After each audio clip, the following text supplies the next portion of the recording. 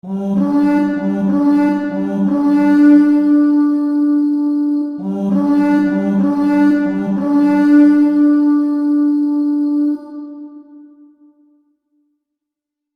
my brothers and sisters of the Order, welcome back to the Order. I am Templar, and today for another blade review video, we're actually going to be looking at this.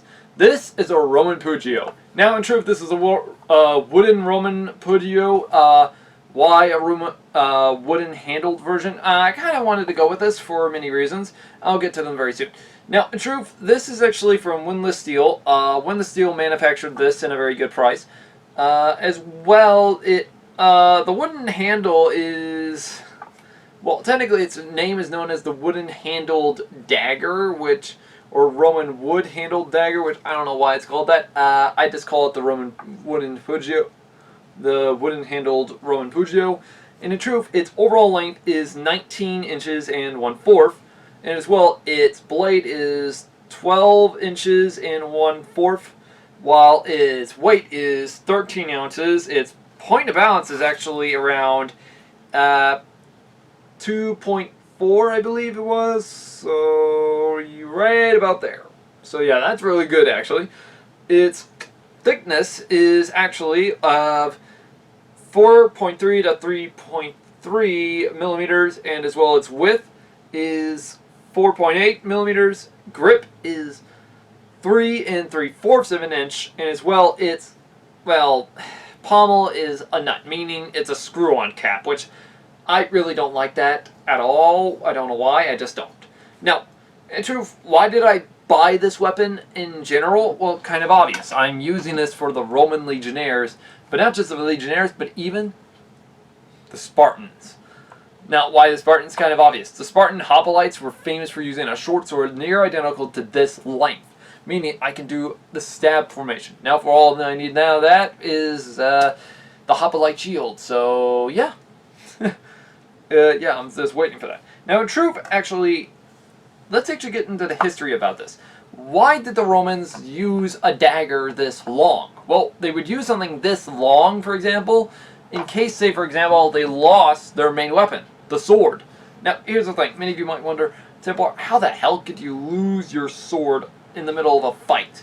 Well, it's kind of like this.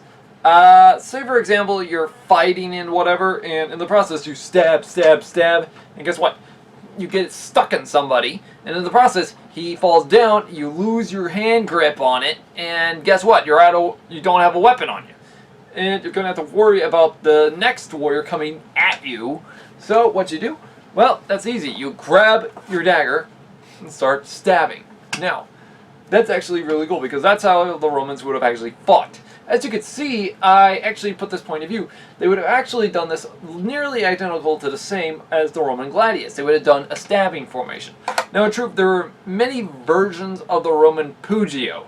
In fact, this one model is early modelization of what it would have looked like.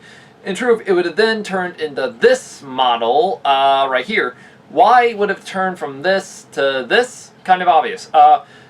The cost, manufacturing. Now, in truth, this actually has a longer bladed design of hand grip. So, in truth, that means it's both perfect for cutting, but also for thrusting, especially with this leaf-shaped blade, which is another reason I went for this. Because in truth, the Spartans also went with something like this in general, so yeah, it's a very good idea for me to go with something like this. Now in truth though, it actually has a really good, it actually also has a really awesome looking design to it. Because let's look at this. In truth, this looks like something that like a hobbit would probably use for a short sword. So yeah, because I still remember actually being young and pretending I was actually fighting in the Hobbit or technically the Lord of the Rings films and such. And so yeah. But yeah, that was back when I was a kid and such, and technically it was a type of exercise if you think about it. Anyways, the sword actually comes in a scabbard, and which is this. Now, Windless has a slight problem, which I don't like about them, is the fact when it comes to their scabbards, for example, they do make a good wooden scabbard, but the problem is well, let me put this into a point blank literally no resistance. And here's the thing, the Romans would have been wearing this on the side like so. It would have been tied to their belt, and it would have been moving around, and I'm kind of worried this thing will fall off. However, if I was a Spartan, technically I could just easily just pull it. Now, for a Spartan, that will be easy. But yeah. Now, back to the scabbard. In truth, it actually comes really well decorated. It actually has a little bit of a brass capping design, and as well also a brass holster design, none of which you can use to actually tie a baldric to, which I do actually like that. Now, in truth, though, I mean, it could have been a little more decorated, because, in truth, like, if I had to choose, I would get the Pika to make it, like, something like this. Now, the Pika does make some varieties of Pugios, but I chose this one because, well, you know what they say, live and learn, just go with it. So, yeah. Now, in truth, it actually does work, actually, surprisingly well. Though the thing is, while holding this does not feel like a dagger. This feels like a short sword, for example, just meant to be used to be, well, holstered around my belt for safety measures. So, yeah, it actually does work. Now, I could probably view myself using this in Spartan phalanx formations, for example, or even in a Greek, or including maybe Roman type of formation fighting, especially if I lost my, well, gladius sword. And many of you might wonder, Templar, when did the Pugio start being part of the Roman military? Well, in truth, though, when the time the Roman military started to adopt this weapon was technically sometime during the Dacian Wars. In truth, some historians actually state maybe halfway through. It just depends. Because in truth, if any of y'all know in history books, when it came to fighting, using the Pugio was probably your last resort. Why? Kind of obvious. The Pugio was meant to actually be used on everyday items, meaning meant to cut, say, brush and all that, not meant for warfare. In fact, Romans actually stated the following, that the Pugio was a last-minute resort weapon, meaning only to be used if your life depended on it. Well, here's the thing. If I had to deal with a screaming Briton or a Gaul or a German actually charging at me, and here's the thing, I lost my sword, here's the thing, I'm drawing my Pugio and gonna stab. So, yeah. So, technically, yeah. Now, difference in length variety, actually, it's actually near identical to the said gladius. Now, what I do like, though, is this leaf-shaped design. Now, none of y'all know what a leaf-shaped design is on a sword or dagger. Well, these are ancient Bronze Age designs to it. Now, I bought this blunt, but in truth, I'm starting to sharpen it as well. Now, in truth, I kind of do like windless steelcraft for making this, because in truth, this does feel good. Now, if no one y'all understand, they also made my Viking axe, which was really cool. But yeah, it's kind of cool though, because, but still, I feel as though windless kind of might need to, I don't know, fix or go on a little offensive with their scabbards a little.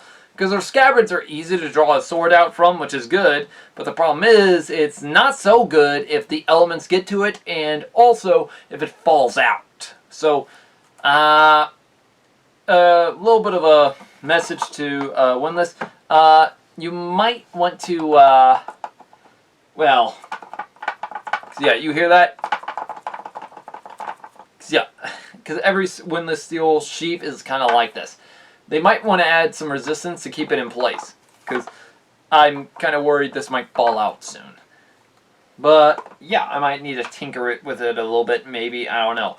But, anyways, guys, hopefully you liked this video. Let me know in the comments below if you want me to talk about anything in history and buy anything from history, and I'll be happy to leave the links down below for this item, and as well also do his videos on the said items. Now, in truth, I wanted to actually do another item. Problem is, well, the reason I didn't is because this was supposed to be the next item I was supposed to do. Problem is, Topeka, you did a crappy job at this. In fact, I did not want to make another bad armor video. Yeah. Why? Kind of obvious. I can't put my heart into it. I can't. Because every time I badmouth the armor and such, I feel like I'm destroying myself. Because the armor is historically accurate to what it looked like. Problem is, part of it broke, of which was supposed to keep the, the neck guard together, and of which, here's another problem about the neck guard. I'm not putting on an army cap because I don't see the point in right now. See my point? The neck guard isn't as low as it's supposed to be, which I find a very big disappointment. So yeah, probably gonna have to tinker around with this to make it work. Otherwise, I might as well just use it for target practice.